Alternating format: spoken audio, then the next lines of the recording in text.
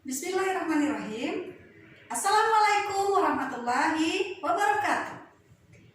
Alhamdulillah, syukur hari ini kita masih diberikan kesehatan sehingga kita hari ini bisa masuk ke sekolah dalam kondisi sehat dan siap untuk belajar. Apa kabar anak-anak? Sehat? Alhamdulillah. Rezeki yang paling baik, nikmat yang paling baik itu adalah nikmat kesehatan. Dan bersyukur hari ini kita semuanya sehat sehingga kita bisa belajar sebagaimana biasanya. Oke, hari ini kita akan membahas tentang kebaikan, tentang perlombaan. Dalam kehidupan kita ada sangat banyak hal yang terjadi, baik itu hal yang baik ataupun hal yang buruk. Dalam agama Islam, segala sesuatu yang kita lakukan dalam kehidupan kita akan mendapatkan ganjarannya. Ganjaran di sini yaitu pahala dan juga dosa. Ketika kita melakukan kebaikan, maka kita akan memperoleh pahala dan akan bernilai kepada surga. Tetapi ketika kita melakukan kesalahan atau dosa, maka kita akan mendapatkan ganjaran, yaitu perbuatan dosa dan akan ditempatkan di neraka. Anak-anak sekalian, dalam kehidupan sehari-hari kita sering sekali mendengar istilah lomba. Menurut kalian ini, apa sih arti dari berlomba? Coba Andi, apa arti berlomba? Bersaing, oke, bersaing. Berlomba itu adalah bersaing. Coba Reza, apa Reza arti dari berlomba? Untuk jadi juara, oke ya. Dua hal itu ialah pengertian dari berlomba. Tetapi dalam agama Islam, segala sesuatu hal yang kita lakukan diharapkan untuk berlomba-lomba. Berlomba-lomba di sini dalam hal apa? Dalam hal kebaikan. Hari ini inilah yang akan kita bahas. Kita akan membahas tentang kompetisi dalam kebaikan atau berlomba-lomba dalam kebaikan. Perintah ini dalam agama Islam terdapat pada surah Al-Maidah ayat 48. Nanti kalian cari surah Al-Maidah ayat 48, kalian baca, kalian salin, kalian tulis, dan kalian praktekkan. Oke, apa saja sih yang diajarkan pada surah Al-Maidah ayat 48? Yang pertama, Allah itu menjelaskan tentang bagaimana Dia mengutus seorang nabi untuk kita, umatnya, untuk seluruh manusia, ya, mengutus nabi untuk seluruh umat. Apa fungsi dari Allah mengutus nabi? Allah mengutus nabi untuk memberikan petunjuk kepada kita. Petunjuk apa? Petunjuk bagaimana kita menjalani kehidupan. Yang kedua, pada surah Al-Maidah ayat 48 itu menjelaskan tentang Al-Quran itu memiliki kedudukan yang tinggi. Sebagaimana kita ketahui, kita beriman kepada kitab merupakan adalah rukun iman. Sebagaimana juga kita ketahui bahwa Allah tidak hanya menurunkan kitab Al-Quran, tetapi Allah juga menurunkan kitab-kitab sebelum Al-Quran, yaitu kitab Zabur, Taurat, dan Injil. Kitab yang terakhir diturunkan oleh Allah ialah kitab Al-Quran. Dan Al-Quran ini dijadikan sebagai penyempurna dari 3 kitab sebelumnya. Itulah mengapa dikatakan bahwa Al-Quran itu mempunyai kedudukan yang tinggi. Selanjutnya adalah Allah itu menciptakan perbedaan. Kita sering sekali mendengar istilah perbedaan itu ialah rahmat. Bayangkan ini, kalau dalam kehidupan kita semuanya sama. Contohnya di lokal ini, ibu melihat semuanya cantik, putih semua. Semuanya tinggi semua. Tidak ada yang pendek, tidak ada yang jelek, tidak ada yang tinggi, artinya sama semua. Apakah itu akan terlihat indah?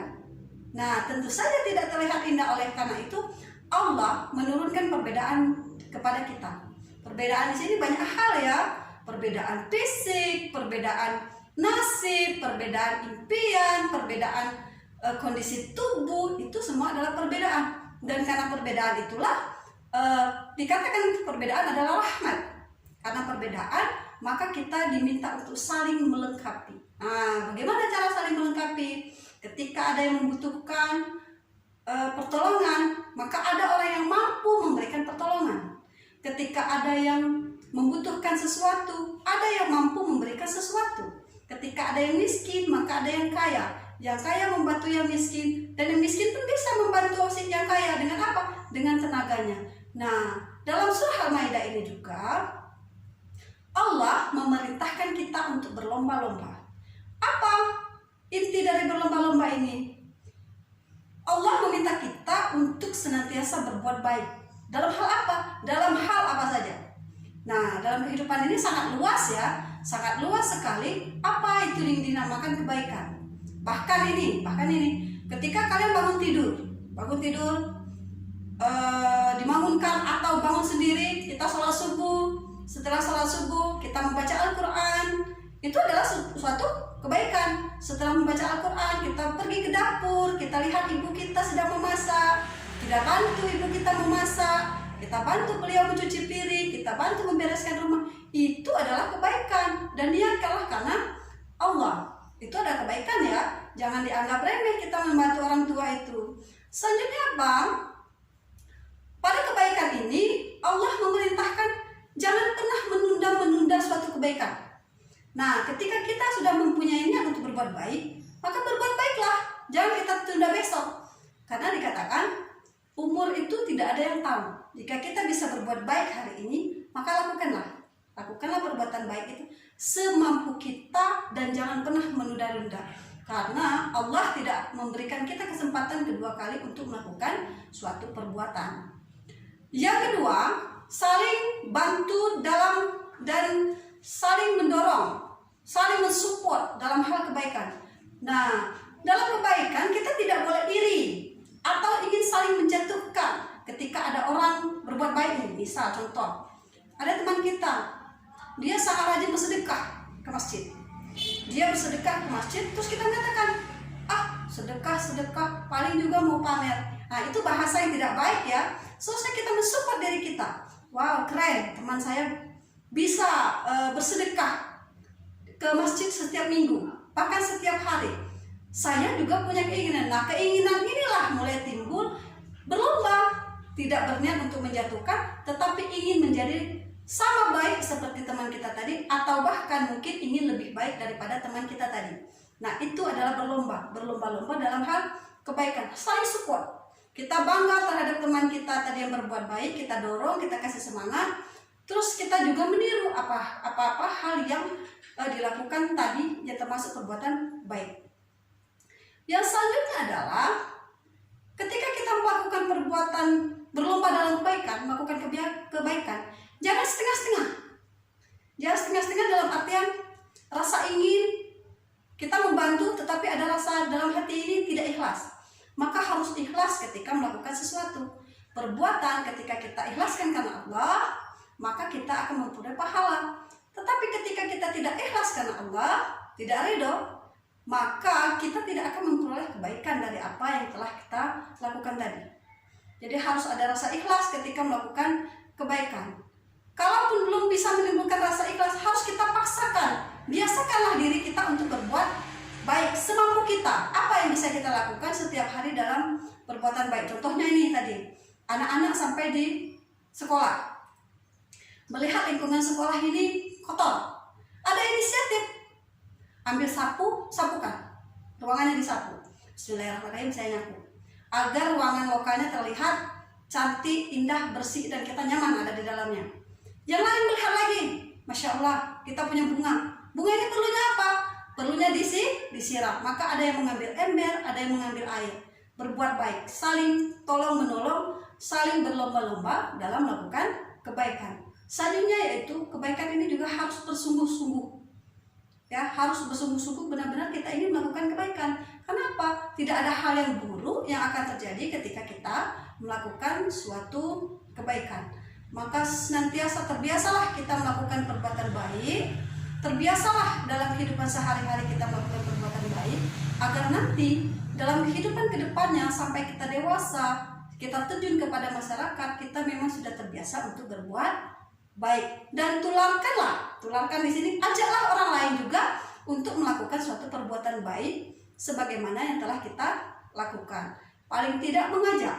Kalau misalnya kita mau sholat ke masjid, ada teman kita, ayolah kita sholat ke masjid sama-sama. Nah, itu sudah mengajak kepada kebaikan. Misalnya ada teman kita yang hobi nongkrong malam-malam, kita lebih baik ajak dia ikut pengajian. Yuk ikut pengajian, kita nongkrongnya di masjid aja. Kita mendengarkan nasihat-nasihat, kita mendengarkan ajaran-ajaran agama kita agar kita lebih baik. Memaksa tidak usah memaksa, siapa yang mau saja. Tetapi dengan niat yang baik kita sudah mengajak kepada kebaikan, maka sudah dicatat oleh Allah bahwa kita sudah mengajak teman kita untuk melakukan suatu kebaikan. Sangat luas sekali kajian keilmuan dalam agama Islam.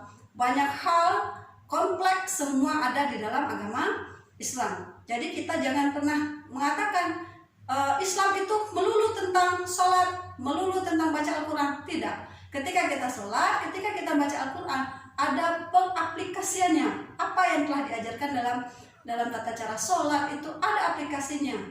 Dalam kita membaca Al-Quran ada ajarannya. Maka berbuat baiklah, itu salah satu dari perintah dalam Al-Quran. Dan itu wajib bagi kita untuk melakukannya. Karena setiap kebaikan akan mendatangkan kebaikan bagi kita dan bagi orang lain yang ada di sekitar kita. Nah, anak-anak, demikianlah materi kita hari ini. Materi kita hari ini bagaimana? Sudah cukup paham dengan penjelasan Ibu? Kalau ada yang mau bertanya, Ibu persilakan untuk bertanya. Atau kalau tidak ada yang bertanya, Ibu yang bertanya. Coba, Rio, jawab pertanyaan Ibu. Apa tadi pengertian dari fastabiqul khairat? Oke, berlomba-lomba dalam kebaikan.